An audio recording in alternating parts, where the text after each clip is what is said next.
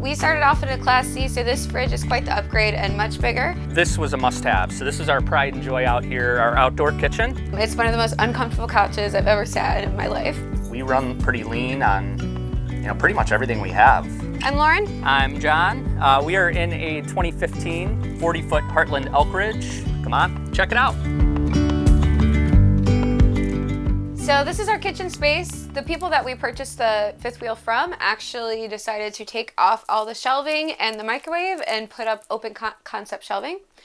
I love the aesthetic of it, but to be honest, the logistics of it is a little stressful. So obviously every time we move, this slide comes in and all of this has to come down. So it's just a big process every time we move. We've been stationary here for a while, so that's why it looks so aesthetically pleasing. But normally we just throw the shelves up. We got all these bins in order to keep things organized. So we have like our cups, our plates, some dry goods here, and then all of our storage containers. So the open concept shelving is somewhat necessity and also decoration, as you can see. So I've gotten clever with some of the ways that I've decorated. So these are just our cups that we make cocktails with. This is actually metal, so I use magnets and all over the RV to keep things stationary. As well as this is a really cool toaster by Ninja. It can actually flip down into a toaster oven or flip up into just a regular toaster. So just with our size of our space, it's really handy just to be able to do both of those things. And then also if we're plugged into electric and we want to use a toaster oven, we're not using propane. So it's just like an easy way to save a little bit of money and be more sustainable. If you're an RVer, you probably know about a Berkey, but Berkey is our lifesaver. Berkey is awesome. You can take water from pretty much any source and it'll filter it. And so, we do have a filter on our outside hose, but it's nice to be able to filter it again for our drinking water. So we love our Berkey and we love to be sustainable. So every fifth wheel has a different layout. Ours is center living. You can do front living, you can do back living. We really do like this layout because of the island. It allows people to gather, hang out when our friends and family come to visit. As far as the sink goes, this is the sink that came with it. It's a fine size.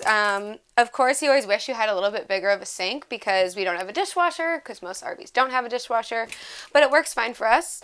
We upgraded the faucet here just to have better shower pressure, and we were able to move it around, and yeah, we like it.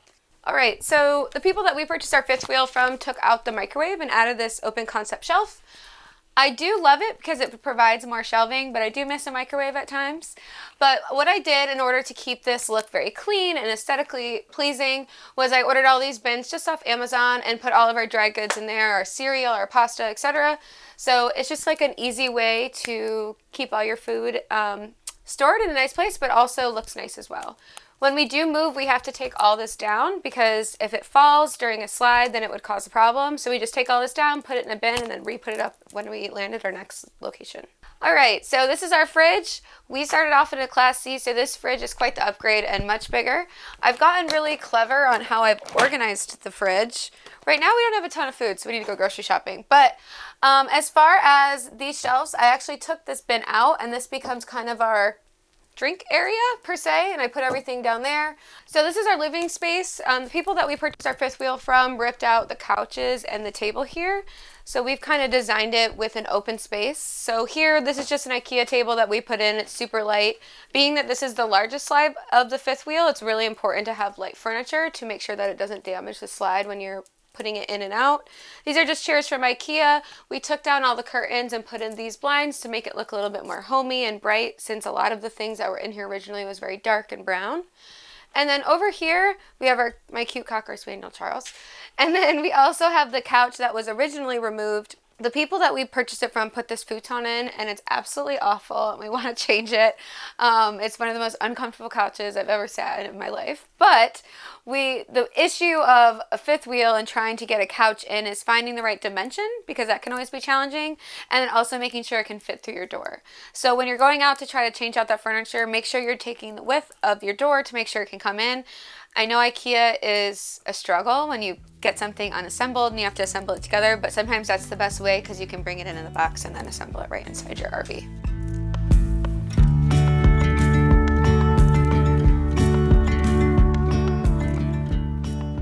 So our first trip, we've been married a couple years, but our first trip was actually to Iceland. I had been there for work several times. I worked for Renovated, which is based in Iceland. always wanted to take a van around the country of Iceland, so I roped her into a trip with me. That 6 months into dating. Actually her first time camping at all. I grew up camping as a kid, but of course not full time.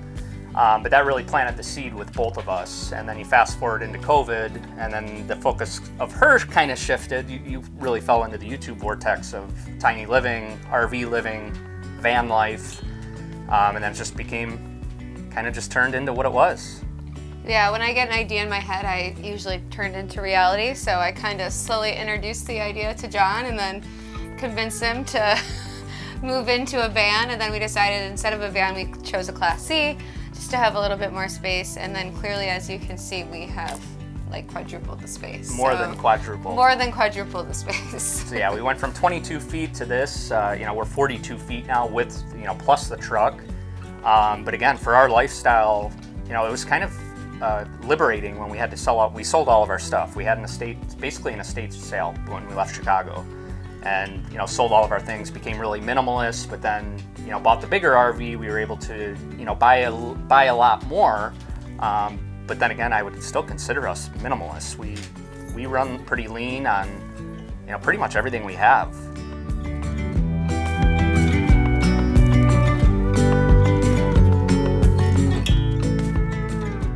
So we're in our back bedroom now. This is kind of our guest bedroom / office / just extra bedroom. Sometimes I work out back here if it's raining. So over here, this is where I work sometimes. My husband works from here as well. And up here, you'll see our record player. My husband and I both love records, so we've collected those over the years, and it was something I negotiated to bring in the RV, even though that we do live in a tiny home. So back here, this is our pantry per se. We also store some other things in here. We painted this to make it a little bit more bright and homey. We've obviously a bunch of food. We have our luggage up here, and then down here we do have a little extra storage, which is pretty neat.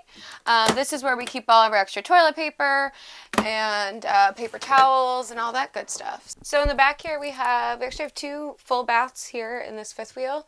So we have toilet, shower, sink, pretty basic. So we actually have 2 entrances for our RV. So we have one back here that has stairs that fold down, and then we have obviously the main entrance in the front. So it's kind of nice that when we do have guests, people can come back here and enter through the back versus having to come through the front door. So this is our guest bedroom. So this can technically sleep 2 humans.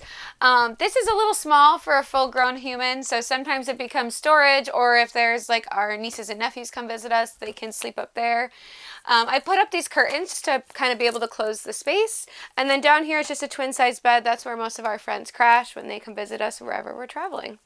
All right, so welcome to the master bedroom. This space has been completely renovated. The original model was very dark and kind of grim, so we decided to paint it and kind of put a new spin on it. So painted all this white, painted the walls this like tealish color, and then over here we redid this wall as well and put up this poster, which is actually the first national park we ever traveled to 2 years ago. One of the things that I can now not live without is a storage underneath the bed. I've been able to get really creative with putting a lot of stuff down here. So as you can see, we have all our extra bedding, our towels, Christmas decorations back here, pillows, etc. So this is just a great space in order to kind of put all those things you need to store when you don't really have closet space. All right, so this is our other bathroom. It's similar size to our other one. We do have a full shower in here and then our sink, and this is connected to our main bedroom. We did repaint these cabinets to make them a little bit lighter and put white paint all over the walls as well to really open it up. And that's what we did to renovate this space. So this is our main entrance into the RV. Of course, not every day is sunny when you're out camping. We also work full time, so connectivity is really important to us. With our first RV and then with this one as well for a few months, we were just doing hotspots, using our cell phones to work, hotspotting it that way. Now we're fortunate, we have Starlink, which has been a game changer for us. Really, it's worked really well wherever we've been. We've done about 15 states with Starlink so far. The only times we've had problems with it is if we're under treetops, so it basically works like any other satellite dish. Of course, we have our big screen TV here as well. We actually don't watch it all that much, but we do have it. It's nice to have, especially we have people over. So we don't have cable, but we do have an antenna, which will usually get us into the local channels, which we like checking those out, especially traveling. It's interesting to see what's going on locally. And then all of the your Netflix, Hulu, things like that. We also do have surround sound in the entire RV, which came with the RV. Again, pretty fortunate to have that. That's zoned in the back, so our actual unit is in the back of the RV, but it connects to Bluetooth. We can connect it to our TV, and then we can zone our speakers. So we have speakers in our bedroom, which those are typically off. We have speakers in this main kitchen area, and we also have speakers in our outdoor area.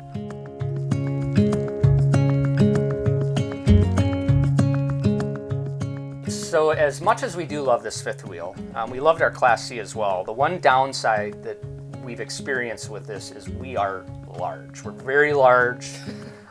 We really enjoyed with our Class C being able to go, climb up into the Grand Tetons, go into all of these nooks and crannies of the country.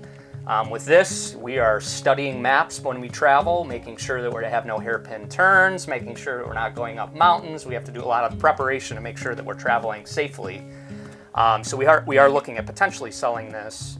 But I would think with the lifestyle, we love this lifestyle. We love traveling. We love the community that's out there. We've met so many great people, people we don't agree with, people we, normally wouldn't talk to. And all of a sudden you're, having a beer or sitting around a fire with these people. That's what we really love about it. So I don't ever see us leaving the tiny home lifestyle. But of course, with potential of starting a family, things like that, we need to take into consideration what our needs will be over the next few years. I think the cool thing about this life is that it's not always set in stone. So, we said we were going to be on the road for 2 years. We've been on the road for 2 years. That was, for some reason in our brain, that was like the box we wanted to check. But now that I've done this life and we've done it together, and I think it's also really important to find a spouse or a significant other if you are traveling. I mean, there's plenty of people out there doing it by themselves, and more power to you. But if you're traveling with your spouse, just make sure you enjoy being in a small space with them, because you learn a lot about each other. But for us, it's been an amazing experience, and I think that we will continue it. I don't know if it'll be forever be full-time. I think we'll always have some sort of recreation vehicle in our life, especially as we grow our family and we have kids. So whether it's having a fifth wheel to pull out on the weekends, or traveling for the summer months and coming back to New Orleans or wherever that may be. But again, it kind of goes back to why we chose this life, is that it's kind of carefree and we can wander, and if we like a place we can stay, and if we don't, we can leave.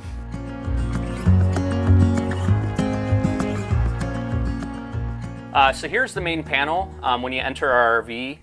As most people know that are in the RV lifestyle, one of the worst things about living in an RV is you do have to deal with your waste. So here are our tanks. We have 2 tanks for both gray and black. Black water is basically your poop water, and gray is your sink water coming from your shower and your kitchen sink. These are the gauges that are up here. We look at freshwater tank. We're connected to house water, so we're fine there. But black tank currently empty, gray, and our second gray tank. When these are full, currently we're hooked up to full plumbing, so we're able to just dump right in. If these tanks are full, basically then we would either need to have someone come dump out the tanks, or we actually have a honey pot that we can put that waste into and haul it off when needed. But definitely one of the negatives with the RV lifestyle, having to deal with that. And then this is just our main panel with our electrical, and then just switches across the board. Our awning, which is the outdoor awning here. It's raining today, so we don't have that out. Our outdoor floodlights. Our water heater is both electric and propane. So typically when we're hooked up to power, which we're a 50 amp power on our Heartland Elkridge. Currently we actually have only 30 amps, but we're converting it down, basically converting our power down, so we're not able to use everything, but everything for the most part, just not 2 air conditioners. And then just our regular switches for everything else. Up top as well is our slide switch. So we do have 5 slides in this RV. There's one actually 2 in this room, one behind you in the kitchen, and then this is a slide as well. These come in and out when we're in travel. So before we travel, we pull all of these slides in. It's as simple as flipping these switches. But of course, we always have to make sure that everything is clear from behind the slides and front of the slides. That's common with people with slides. For accidents to happen, things get lodged and it comes off the track. So that's always a little high anxiety moment for us when we're putting the slides in and out. But it is really nice to have, because it definitely opens up the entire RV. Our previous Class C didn't have any slides at all, so it was really cramped, really opens everything up. Being that we do live in our RV full time and we have everything that we own with us, it was important for us to have a security system in our RV. We are subscribed to Ring, so we have several sensors throughout the RV that not only monitor movement within the RV if we're not here, but temperature as well. We do have a dog with us, Charles, sitting back here, our Cocker Spaniel. So whenever we are out for the day, we want to ensure that he's cool. If there are power issues or a switch flips, we want to make sure that he's in a good state of mind and in a good temperature. So we'll get alerts on temperature as well as any water as well. So we do have water sensors throughout the bathroom and underneath our kitchen sink. If there's any water leakages, we'll get an alert through the Ring app. So it's a really nice feature, not only for security, but for water damage as well. So something that was very important to us, especially that we have all of our belongings in here. So this is our main outdoor storage area. This is a pass-through storage, so it goes right through to the other side.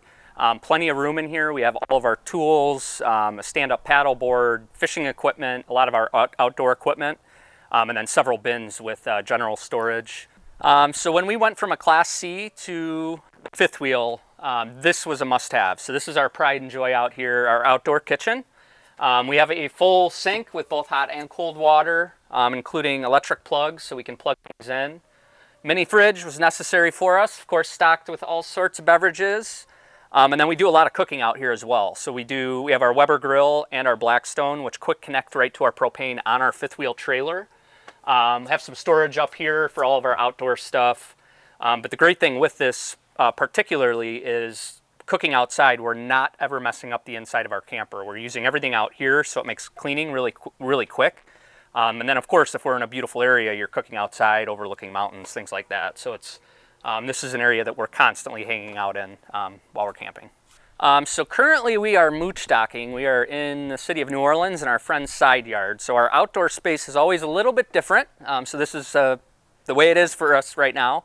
We of course like to spend a lot of time outside while we're camping, while we're on the road. But we typically always have this mat. It's always nice, especially if we're in a dirted area. Then we have furniture that we always set up. So depending on our view, our spot, who's parked next to us, how close they are, this could vary on where we locate it. But typically it's right down the stairs. It's easiest for us. And then we also have a solo stove fire pit that we'll typically put right in the center of our place setting. So it's a really nice area to hang out in with our fire. So we get asked pretty frequently what we haul our fifth wheel trailer with. This is our 2021 Silverado 2500 with the fifth wheel hitch, of course, in the back. Fifth wheels, if you don't know, hitch right into the back of your truck bed. This has been a great truck for us. Again, comparing it to a Class C, the only negative to having the truck is we can't go back into the RV while we're in transit, basically. But this has worked really well for us. One piece of advice I would give to anyone who is potentially looking into just whether it's buying an RV or fifth wheel or go into the lifestyle, into the full-time living lifestyle, definitely buy the truck before you buy the RV. You want to know what your truck is capable of handling, what your tow capacity is, what your hitch capacity is, your pin. That's really important. We got pretty lucky with our RV. We are right at our limit for what we can haul. But had we had anything larger, we would have had some major issues with the truck itself. So it's really important that you have the right equipment when hauling, especially for weight and safety, everything else with that. RVs are notoriously not built well. They are basically earthquakes every time you take them down the road. So things will naturally shift, break, bend around. So it's just that much more important to be hauling it with the proper truck.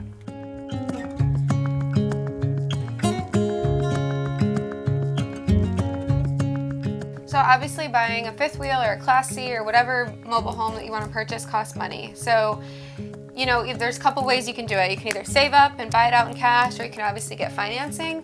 You know, word to the wise, we kind of learned through this process that the bank is going to look at the financing as a recreational vehicle, even if it is your home. So just make sure that when you do go to apply for that financing, that you're able to prove that you obviously make a sustainable income to pay for a home, but also a recreational vehicle on top of it. So just do your due diligence before. Make sure you see it before you purchase it, because that was something that we did not do with the first one. And then my second piece of advice is if you decide to do a used vehicle, which is what we did with the fifth wheeler now, just make sure it's professionally inspected, because You know, there's things that can happen, things that you don't see, things that break that are not so apparent to the naked eye. So just make sure that you hire someone to go and do the professional inspection and have that paperwork before you purchase. The last little piece of advice I'll say is go on Outdoorsy or RV Share and rent an RV. Figure out what you like, figure out if you want a drivable, if you want a towable, rent a few different things, try it out before you make the investment, because you'll be like us and you'll have Class C and then a year later you'll have a fifth wheel and then now we're thinking we want a Class C again. So just, you know, not to say you're gonna figure it out perfectly the first time, but figure out the lengths, figure out the setups, walk through them, go to the RV trade show conventions that they have, walk through them, talk to people, figure it out, and eventually you'll find what you think is the best fit for you. Great, so thanks for joining us today. We are wander.onwheels on Instagram, Facebook, YouTube. And I am wander.onwings. I'm a drone pilot and photographer. And I'm an event director, so if you would like any events planned across, I guess, the world, Sure. let us know. And if you need any drone photography or videography, he's your guy. Any questions on the lifestyle, feel free to reach out. Instagram message us. We'd love to hear from you. Great.